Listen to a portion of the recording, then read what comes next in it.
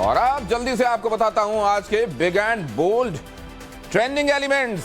शुरुआत मौसम की खबरों के साथ। मौसम विभाग ने महाराष्ट्र के पुणे और पालघर में बारिश का रेड अलर्ट जारी किया है। इसका मतलब ये कि वहां के लोगों को बहुत भारी बारिश का सामना करना पड़ सकता है। इसके अलावा महाराष्ट्र के ज्यादातर इलाकों में अगले 2 दिनों के लिए बारिश का येलो अलर्ट जारी किया गया है। महाराष्ट्र के अलावा गुजरात के कुछ जिलों में भी अगले 24 घंटे बारिश के हिसाब से भारी रह सकते हैं। मौसम विभाग ने गुजरात के भावनगर में भी बारिश का रेड अलर्ट जारी किया है, जबकि कुछ जिलों के लिए ऑरेंज और कुछ के लिए येलो अलर्ट साउंड किया गया है।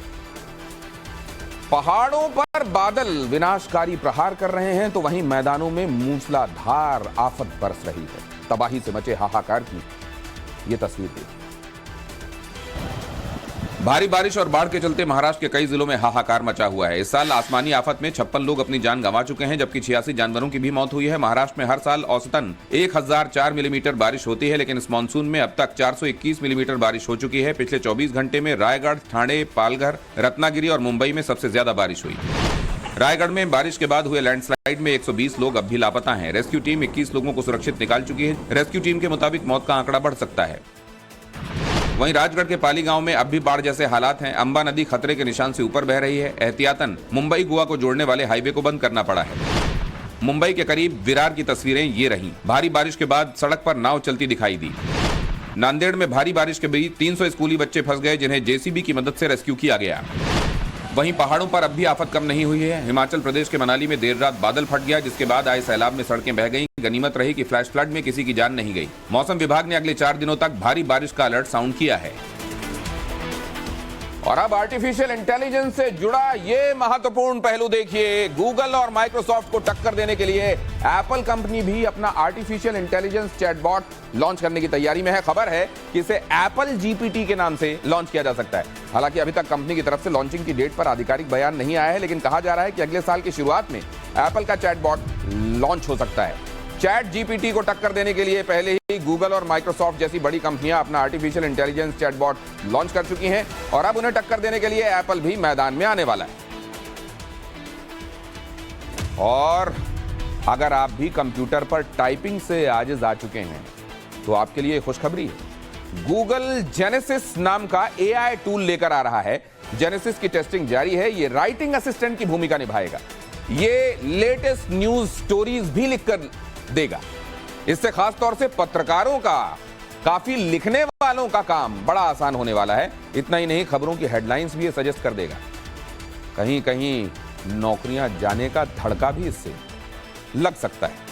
और अब अगली खबर टीआरएआई से जुड़ी हुई। भारत की telecom regulatory authority of India ने आर्टिफिशियल इंटेलिजेंस पर निगरानी के लिए एक समिति के गठन का सुझाव दिया है। टीआरएआई ने कहा है कि आर्टिफिशियल इंटेलिजेंस को रेगुलेट करने के लिए एक फ्रेमवर्क तैयार करना जरूरी है, क्योंकि इसका प्रभाव केवल टेलीकॉम सेक्टर तक सीमित नहीं है, बल्कि हेल्थ, फाइनेंस, एजुकेशन और एग्रीकल्चर सेक्टर को भी ये काफी प्रभावित कर सकता है। इसलिए इन सभी क्षेत्रों में आर्टिफिशियल इंटेलिजेंस के प्रभाव की जांच के लिए एक रेगुलेटरी अथॉरिटी होनी आवश्यक है। और अब अगली खबर की तरफ आपको लिए चलता हूं। ऋषिकेश में एम्स के हेलीपैड पर एक बड़ा हादसा टल गया। दरअसल उत्तराखंड के स्वास्थ्य मंत्री धन सिंह रावत वहां चामोली हादसे में घायल हुए मरीजों का हालचाल जानने के लिए पहुंचे थे। उनका हेलीकॉप्टर जब हेलीपैड के करीब पहुंचा तो अचानक वहां रखा एक स्ट्रेचर, उसकी शीट हवा में उड़कर हेलीकॉप्टर के पंखों तक पहुंच गई। गनीमत यह रही कि हेलीकॉप्टर के पंखों से वो टकराई नहीं, वरना बहुत बड़ा हादसा हो सकता था। आपको बता दें कि उत्तराखंड के चामोली में 2 दिन पहले करंट लगने से 15 से ज्यादा लोगों की मौत हो गई थी, जबकि कई जख्मी हो गए थे। उन्हीं घायलों को ऋषिकेश एम्स में भर्ती करवाया गया, जिनसे मिलने राज्य के स्वास्थ्य मंत्री यहां पहुंचे थे। और अब आपको बताता हूं big and bold trending fifties. बीते 6 दिनों से जारी रिकॉर्ड बढ़त के बाद हफ्ते के आखिरी कारोबारी दिन शेयर बाजार में बड़ी गिरावट देखने को मिली। सेंसेक्स 888 अंकों की गिरावट के साथ 66,684 पर बंद हुआ, तो वहीं निफ्टी 234 पॉइंट फिसलकर 19,745 पर क्लोज हुआ। सोने चांदी के वायदा भाव में भी आज मामूली गिरावट देखने को मिली। केंद्रीय गृह और सहकारिता मंत्री अमित शाह ने आज प्राथमिक कृषि ऋण सोसाइटी यानी पैक्स के कॉमन सर्विस सेंटर का उद्घाटन किया। इस मौके पर अमित शाह ने कहा कि केंद्र सरकार पैक्स को अब गांव-गांव तक पहुंचा रही है। इससे रूरल इकोनॉमी मजबूत होगी। प्रधानमंत्री नरेंद्र मोदी कल यानी शनिवार को सुबह 10:30 बजे वीडियो कॉन्फ्रेंसिंग के जरिए 70,000 युवाओं को अपॉइंटमेंट लेटर्स देंगे। रोजगार मेला देश के 44 जगहों पर आयोजित किया जा रहा है, जिसमें केंद्र, राज्य सरकार और केंद्र शासित प्रदेशों के विभागों में अलग अलग पदों पर चयनित युवाओं को नियुक्ति पत्र दिए जाएंगे। ऋषभ पंत ने अपने सोशल मीडिया अकाउंट पर क्रिकेट फैंस के लिए गुड न्यूज दी है। पिछले साल कार हादसे में घायल होने के बाद पंत ने कई सर्जरीज कराई और अब पूरी तरह से स्वस्थ हो चुके हैं। खुद को मैच फिट बनाने में जुटे हैं और जिम में जमकर पसीना बहा रहे हैं।